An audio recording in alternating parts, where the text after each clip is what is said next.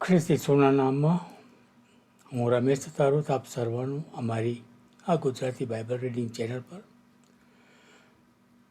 હૃદયથી સ્વાગત કરીએ છીએ. વિશેષ અમારી ચેનલને સબસ્ક્રાઈબ કરો, લાઈક કરો, પોતાના ગ્રુપ કે મિત્ર વર્તુળમાં શેર પણ અવશ્ય કરો. આજના દિવસનું આજે વાંચન વાંચવાને માટે આપણને આ સમય મળ્યો, તેને માટે પિતા બાપનો આભાર માનતા આપણે પિતા બાપની સમક્ષ જઈએ અને પિતા બાપને વિનંતી કરીશું કે આ વાંચન વાંચવાને માટે અમારી સહાયતા મદદ કરે અને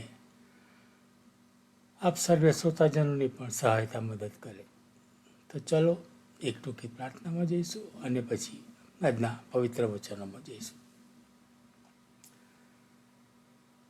આકાશ નિવાસી અમારા સૈન્યોના દેવી હવા બાપ, તમારો આભાર તો ઉપકાર માનીએ છીએ.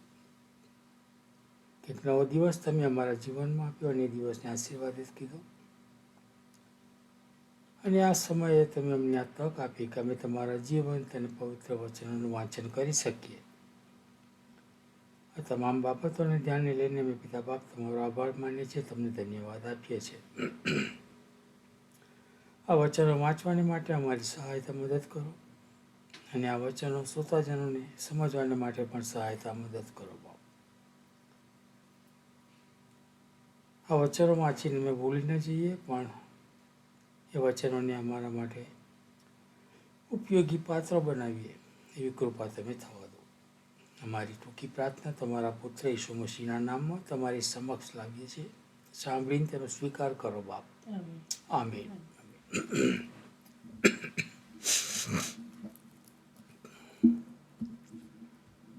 પવિત્ર પુસ્તક બાઇબલ અને તેનું 14મું પુસ્તક બીજા કાળ વૃત્તાંતનું પુસ્તક અને તેનો 3જો અધ્યાય. ત્યાર પછી સુલેમાન યરૂશાલેમમાં મોરિયા પર્વત કે જ્યાં યહોવાએ તેના પિતા દાઉદને દર્શન આપ્યું હતું તેના ઉપર જે જગા દાઉદે યબૂસી ઓર્નાનની ખડીમાં તૈયાર કરી હતી ત્યાં યહોવાનું મંદિર બાંધવા લાગ્યો. તેણે પોતાની કારકિર્દીના 4થા વર્ષમાં બીજા મહિનાની 2જી તારીખે બાંધકામ શરૂ કર્યું. હવે મંદિર બાંધવા માટે સુલેમાને આ પ્રમાણે પાયા નાખ્યા. તેની લંબાઈ 60 હાથ તથા પહોળાઈ 20 હાથ હતી. જે ઓસરી મંદિર આગળ હતી તેની લંબાઈ મંદિરની પહોળાઈ પ્રમાણે 20 હાથ હતી ને ઊંચાઈ 120 હાથ હતી. તેણે તેની અંદરના ભાગને ચોખ્ખા સોનાથી મઢી. તેણે મંદિરના મોટા ઓરડાની અંદરની દિવાલોને દેવદારના પાટિયા જડી દીધા અને તેમને ચોખ્ખા સોનાથી મળ્યા ને તેમના ઉપર ખજૂરીઓ તથા સાંકળીઓ કોતરી. તેણે શોભાને માટે મંદિરને મૂલ્યવાન જવાહીરથી શણગાર્યું ને સોનું પારવાઈમથી લાવવામાં આવ્યું હતું. વળી તેણે મંદિરને મોભોને, ઉમરાઓને, તેની ભીંતોને તથા તેના બારણાને સોનાથી મળ્યા અને ભીંતો પર કરુબો કોતર્યા. સુલેમાને પરમ પવિત્ર સ્થાન બનાવ્યું. તેની લંબાઈ મંદિરની પહોળાઈ પ્રમાણે 20 હાથ ને પહોળાઈ 20 હાથ હતી. તેણે તેને 600 તાલંત ચોખ્ખા સોનાથી મળ્યું. સોનાના ખિલ્લાઓનું વજન 50 શેકેલ હતું. તેણે ઉપલા ઓરડાને પણ સોનાથી મળ્યો. તેણે પરમ પવિત્ર સ્થાનમાં 2 કરુબોના પૂતળા બનાવ્યા અને તેઓને ચોખ્ખા સોનાથી મળ્યા. કરુબોની પાંખો 20 હાથ લાંબી હતી. એક કરુબની એક પાંખ 5 હાથ લાંબી હતી ને તે મંદિરની ભીંત સુધી પહોંચેલી હતી. બીજી પાંખ પણ 5 હાથ લાંબી હતી. ને તે બીજા કરૂબની પાંખને અડકતી હતી. બીજા કરૂબની એક પાંખ 5 હાથ લાંબી હતી ને તે મંદિરની ભીતને અડકતી હતી. બીજી પાંખ પણ 5 હાથ લાંબી હતી ને તે બીજા કરૂબની પાંખને અડકતી હતી. આ પ્રમાણે કરૂબોની પાંખો 20 હાથ ફેલાયેલી હતી. તેઓ પોતાના પગો પર ઊભા રહેલા અને તેઓના મુખ અંદરની બાજુએ હતા. તેણે નીલા, જાંબુડા, કિરમજી તથા ઝીણા શણનો પડદો બનાવ્યો ને તેના ઉપર તેણે કરૂબો પાડ્યા. પિત્તળના 2 સ્તંભો. વળી સુલેમાને મંદિર આગળ 35 હાથ ઊંચા 2 સ્તંભ બનાવ્યા. દરેકની ટોચે જે કળશ હતો તે 5 હાથ ઊંચો હતો.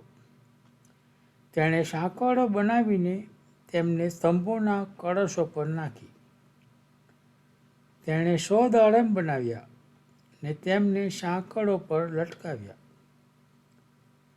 તેણે તે સ્તંભો મંદિર આગળ ઊભા કર્યા, એક જમણે હાથે ને બીજો ડાબે હાથે. તેણે જમણા હાથ તરફના સ્તંભનું નામ યાખીન સ્થાપના અને ડાબા હાથ તરફના સ્તંભનું નામ બોઆઝ બળ પાડ્યું.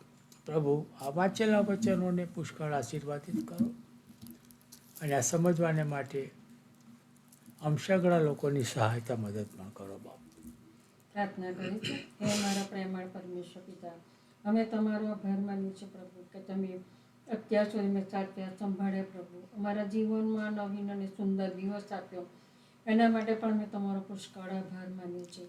હા પ્રભુ પિતા, તમે જે સુંદર તમારા પવિત્ર વચનો આપ્યા વાંચવાને માટે, એના માટે પણ મેં તમારો પુષ્કળ આભાર માનીએ છીએ. આ વચનો દ્વારા પ્રભુ અનેક આત્માઓ તમારી ગમ આવે એવું તમે થવા દેજો.